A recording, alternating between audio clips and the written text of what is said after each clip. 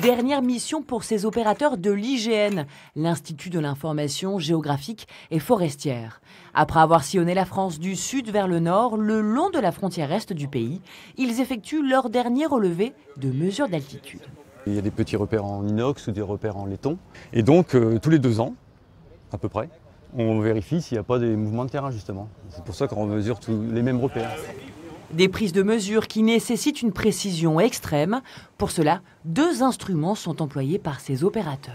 Alors là, en fait, c'est un niveau, ce qu'on appelle un niveau. Donc, c'est un instrument qui nous donne des différences de hauteur entre des points. Et donc, on va mesurer sur une première mire, donc une sorte de règle.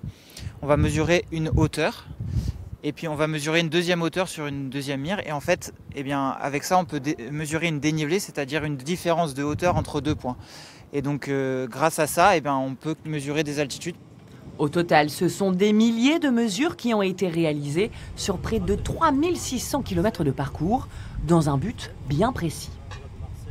Cette campagne aura essentiellement deux objets. Le premier objet, c'est d'améliorer le système altimétrique européen qui s'appelle le VRS. Et ça permettra aussi pour la France d'adopter un système altimétrique national qui soit cohérent avec les normes européennes. Ces mesures aujourd'hui mises à jour pourront désormais être utilisées dans le cadre d'études scientifiques sur le réchauffement climatique et notamment sur le niveau de la montée des eaux à l'échelle européenne.